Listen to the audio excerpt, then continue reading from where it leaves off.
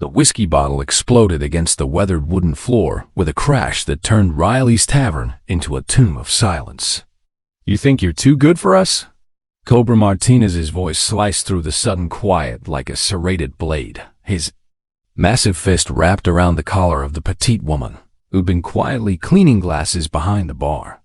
The serpent tattoo, coiled around his thick forearm, seemed to pulse with malice as he yanked her closer, his breath reeking of alcohol and violence. "I asked you a real simple question, darling. This place pays protection, or this place burns. What's it gonna be?" Isabella Chun kept her dark eyes fixed downward, her body language screaming submission, even as 12 members of the Iron Serpents Motorcycle Club rose from their chairs like predators sensing wounded prey.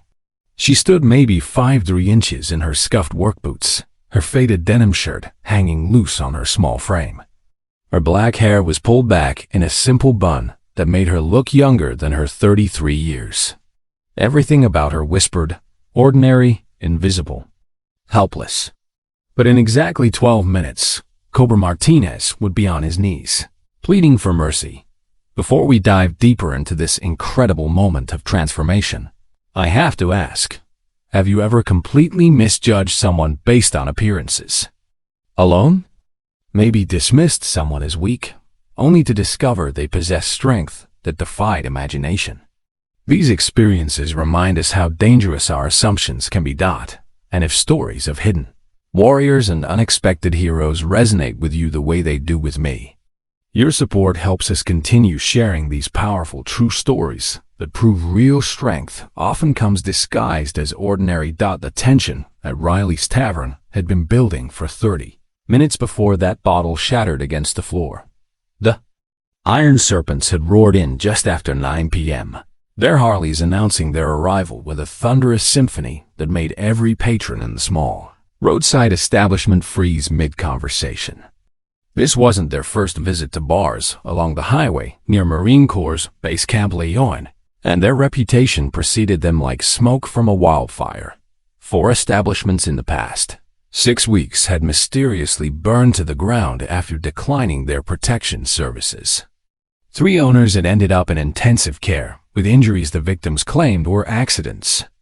Isabella had watched them swagger through the door while she methodically arranged bottles behind the bar, her movements precise and economical. Danny, the 23-year-old assistant bartender, had immediately started perspiring when he spotted the skull patches on their leather vests. "That's them," he'd whispered to Isabella. "The Iron Serpents. They're the ones who torched McConnell's place in Jacksonville."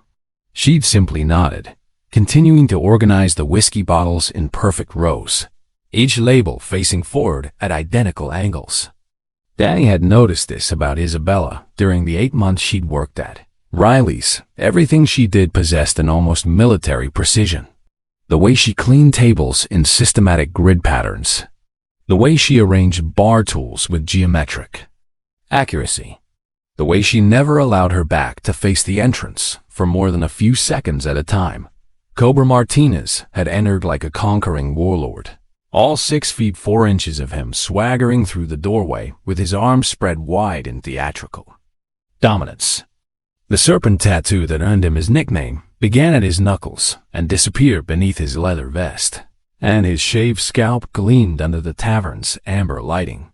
His 11 companions dispersed behind him in what Isabella quietly recognized as a tactically sound formation covering exits, maintaining sightlines, establishing complete control over the space.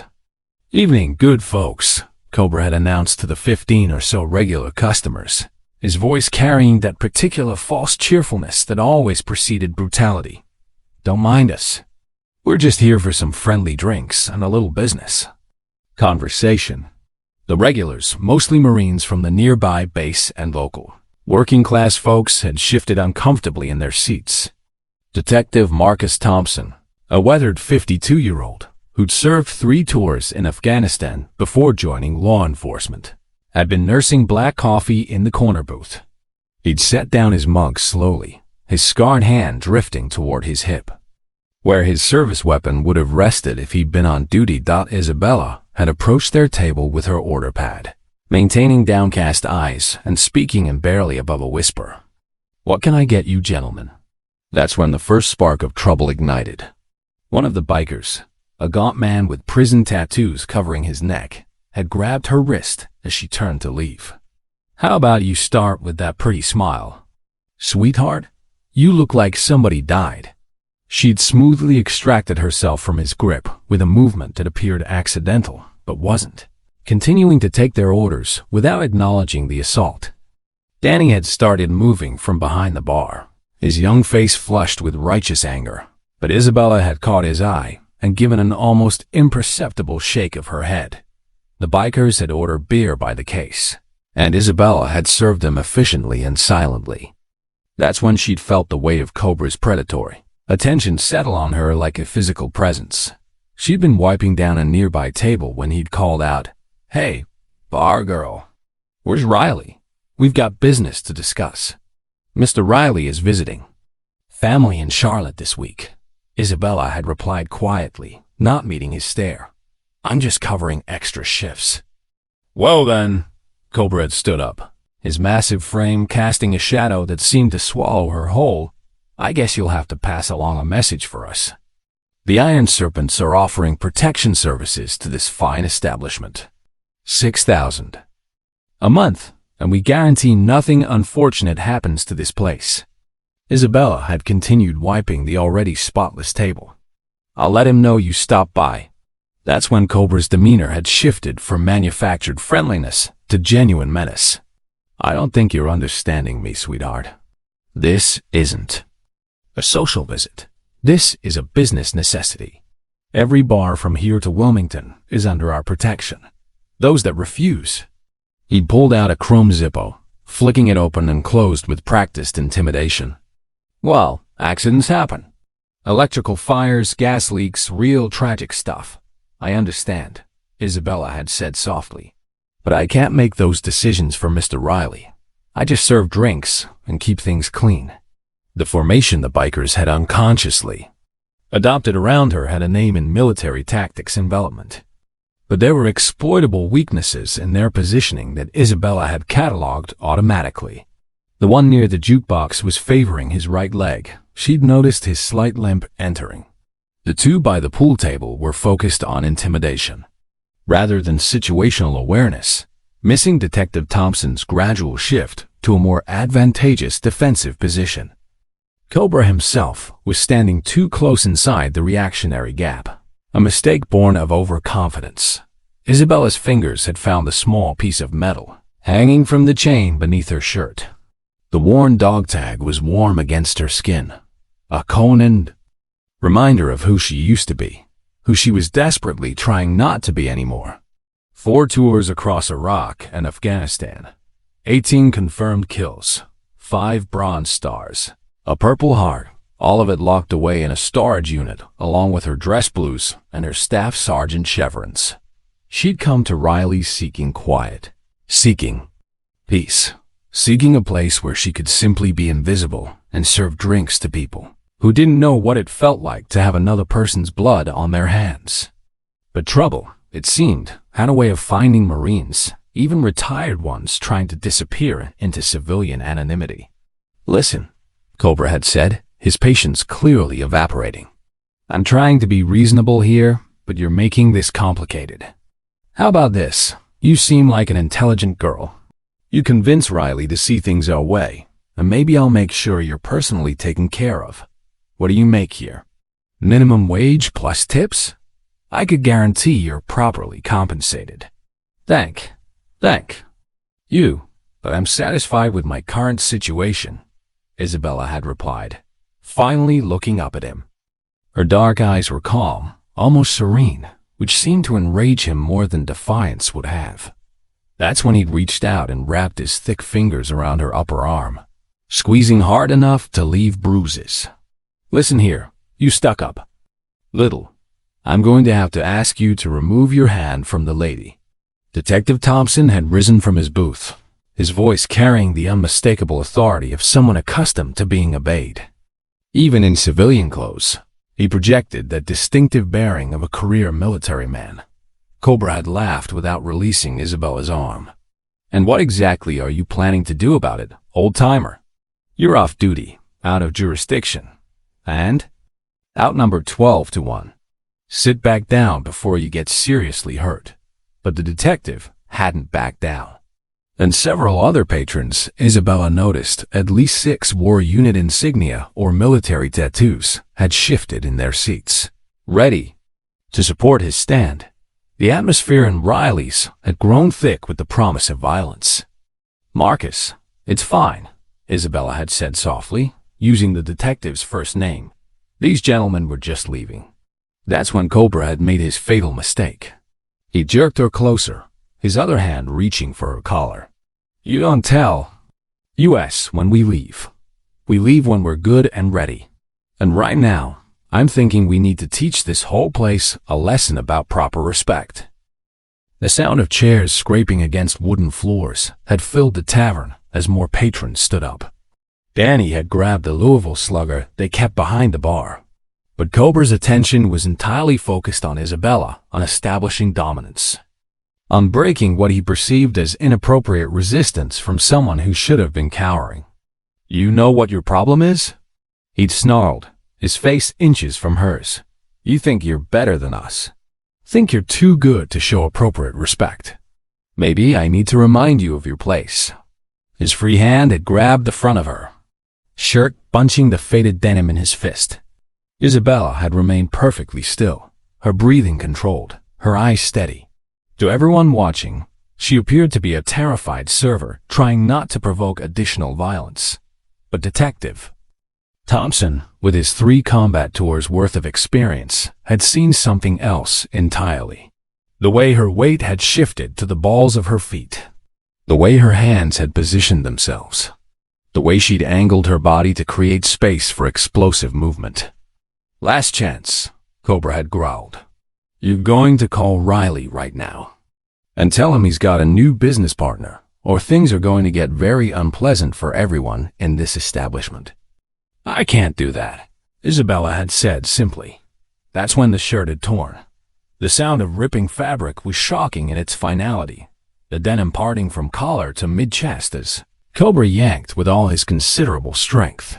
Isabella stumbled backward, the ruined shirt hanging open, revealing the black tank top underneath. But it was what that tank top revealed that changed absolutely everything. The silence that followed was complete. Even the vintage jukebox seemed to pause between songs, as if the universe itself needed a moment to process what had just been exposed. Across Isabella Chun's back, visible through the thin fabric of the tank top, was a masterpiece that told a story of service, sacrifice, and elite warrior status. The eagle, globe, and anchor of the United States Marine Corps spread magnificently across her shoulder blades. The detailed artwork so precise you could distinguish individual feathers on the eagle's wings. But it was the text beneath that made several veterans in the bar audibly gasp. Marine Force Recon was inked in bold letters, identifying her as a member of one of the most elite special operations units in the Marine Corps.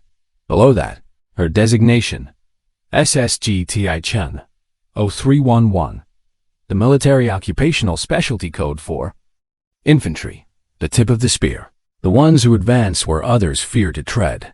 But the tattoo was only part of the revelation. Surrounding it were SCARs, the kind of scars that told their own stories to those trained to read them. A puckered bullet wound near her left shoulder blade, the distinctive marks of shrapnel along her ribs, a long jagged scar that disappeared beneath the tank top's hem, suggesting a blade wound that had required extensive medical intervention. Cobra Martinez stood frozen, his hands still clutching the torn fabric, his mouth slightly agape as his brain struggled to process what he was seeing. Behind him, his fellow iron serpents had gone equally motionless, the predatory confidence draining from their faces like water from a shattered glass. "Force Recon," Detective Thompson breathed, his voice carrying clearly in the silence. "Dear God." The transformation in Isabella's bearing was subtle but unmistakable. She hadn't moved into a fighting stance, hadn't done anything overtly threatening. But something in the way she held herself had fundamentally changed. like a switch being flipped from civilian to warrior. Her shoulders squared, her chin lifted, and when she finally spoke, her voice had lost its soft, submissive quality. "Mr. Martinez," she said, using Cobra's real name, which she shouldn't have known, "I believe you owe me an apology for destroying my property." The shift in the room's atmosphere was palpable, like the pressure change before a tornado. "Cobra." Martinez's face cycled through a series of expressions: confusion, recognition, disbelief, and finally the dawning realization that he had made a catastrophic error in judgment. His grip on the torn fabric loosened, and the denim fluttered too. The floor like a white flag of surrender. "How do you know my name?" His voice had lost its commanding bass, climbing higher with uncertainty. Isabella didn't answer immediately. Instead, she turned slowly, giving everyone in the tavern a clear view of the military artwork and battle scars that decorated her back. Several phones had appeared, people recording what they sensed was a moment they'd want to remember. But Isabella didn't seem to notice or care. "Roberto Martinez," she said calmly, "dishonorably discharged from the Marines 4 years ago for theft and distribution of military equipment. Founded the Iron Serpents 2 years ago. Currently wanted for questioning in 6 arson cases and 3 aggravated assaults." She paused, letting that sink in. "I make it my business to know who's threatening establishments in my area of operations." "Your area of," Cobra started, then stopped. The full implications hitting him like a sledgehammer dot from the corner booth. A distinguished man in his 60s slowly stood up. Isabella had served him coffee every Thursday for 8 months, never knowing he was General Robert Hayes, retired Medal of Honor recipient. "Staff Sergeant Chen," he said, his voice carrying the snap of command despite his civilian clothes. "Marine. Force Recon. I remember you now. Operation Steel Curtain, Ramadi, 2006. Isabella's stance shifted slightly, an unconscious response to a superior officer.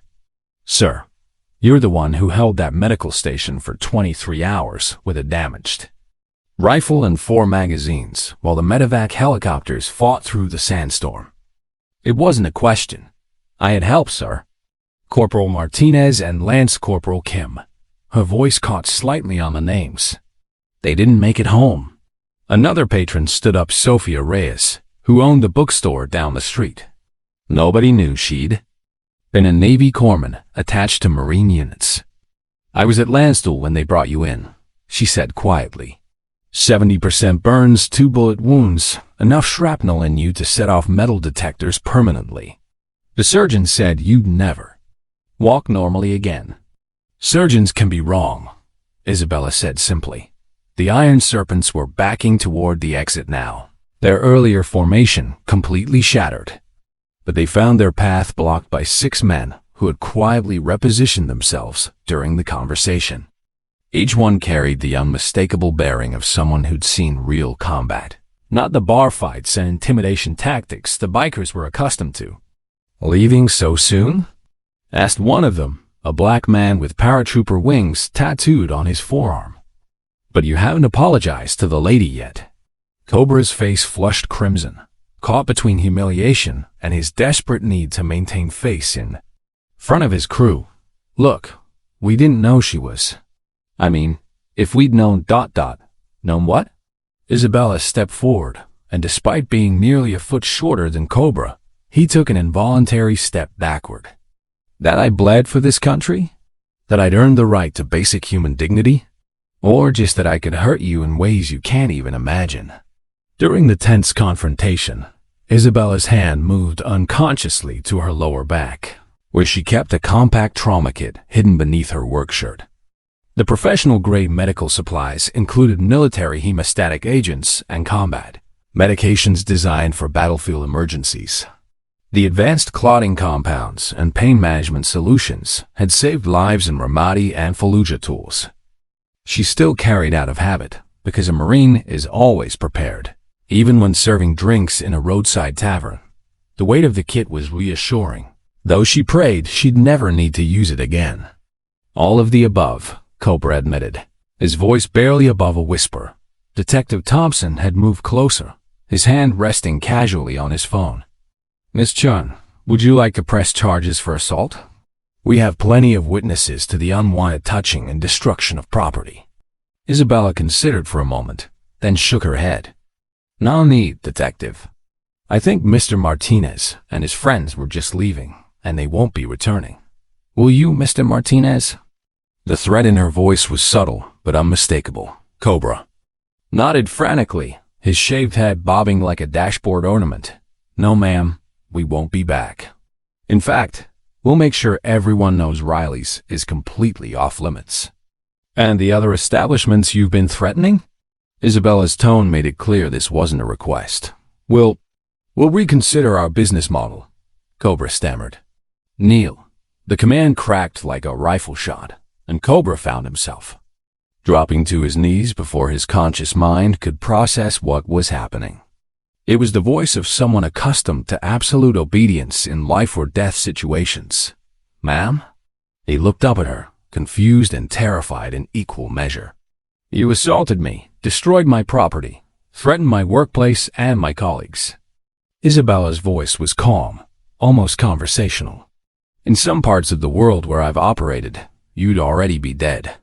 But we do things differently here. So you're going to apologize properly, and then you're going to leave. And you're going to spread the word that this entire county is under the protection of Marines who've seen scarier things than you on our easiest days. Cobra's apology was stuttering but sincere, delivered on his knees in front of his entire crew and a tavern full of witnesses.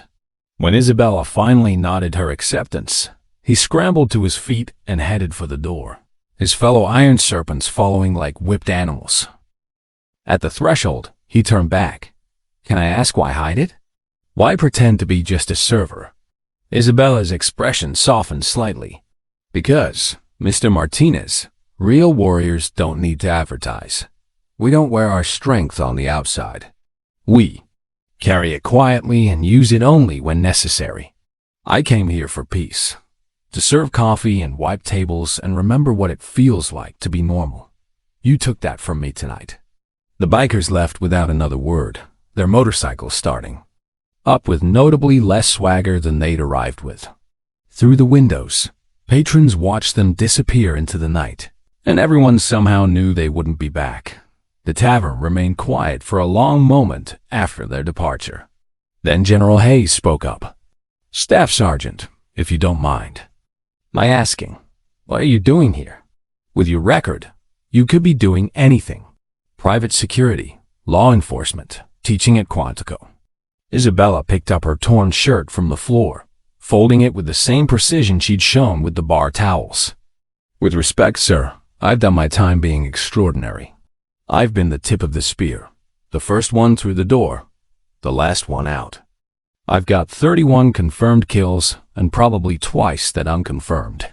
I've got a box full of medals in a storage unit and nightmares that wake me at 0300 every night. She moved behind the bar, pulling out a spare Riley's Tavern shirt from the employee locker. I came here because nobody knew who I was. Because I could pour coffee for construction workers and not have them thank me for my service with that look in their eyes. You know the one. Sir, equal parts awe and pity and fear.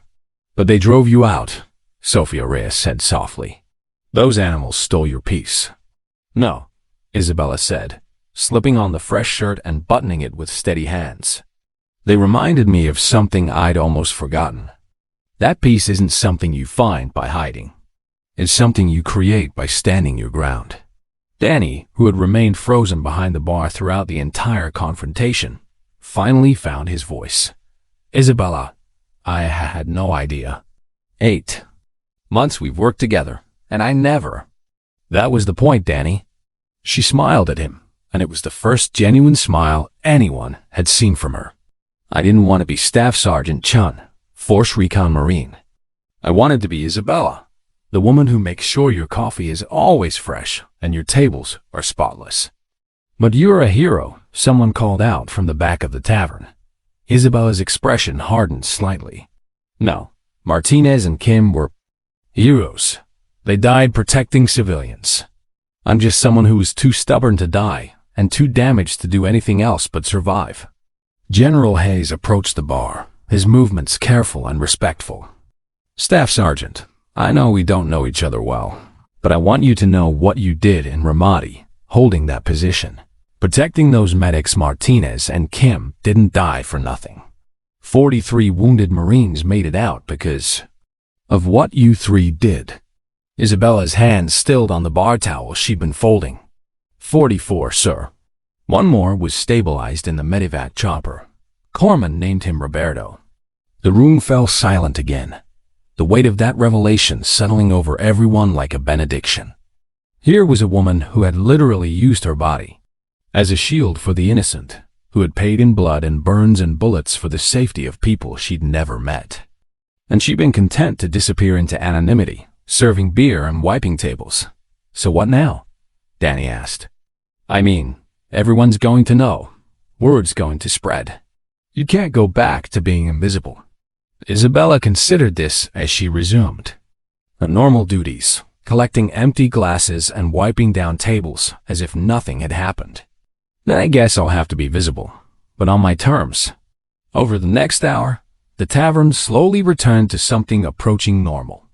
Conversations resumed, drinks were ordered, and the jukebox played its usual selection of classic rock and country. But there was a different energy in the air. People sat a little straighter. Veterans who'd been nursing their PTSD in silence found themselves talking to each other, sharing stories they'd kept locked away. The revelation of Isabella's identity had somehow given everyone permission to be more themselves. Detective Thompson approached her as she delivered fresh drinks to a table of off-duty Marines. Isabella, I want to apologize. I should have intervened sooner. I saw the signs, the way you move, the way you observe everything, but I didn't put it together. Nothing to apologize for, Detective. You did exactly what you should have done, tried to de-escalate. She paused, then added, Army, right? Afghanistan? He nodded. 3 tours, military police. Nothing special, just a soldier doing his job. Every soldier is special, Detective. Everyone who stands up when others won't, who goes where others fear to go. Don't diminish your service. As the night wore on, Isabella found herself fielding questions from curious patrons, but she answered them with the same quiet efficiency she showed in her serving. Yes, she'd been in force recon. No, she couldn't discuss most of her missions. Yes, the scars ached when it rained. No, she didn't regret her service. Just some of the things service had required. Around midnight, as the tavern was winding down, a young woman approached her hesitantly. She couldn't have been more than 21. With the lean build of a distance runner and the 1,000-yard stare, Isabella recognized all too well. Ma'am, I'm Corporal Lisa Park, just back from Syria. I heard. What happened? What you said about not being able to go back to normal. Her voice dropped.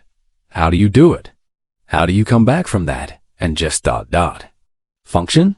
Isabella set down her tray and gave the young Marine her complete attention.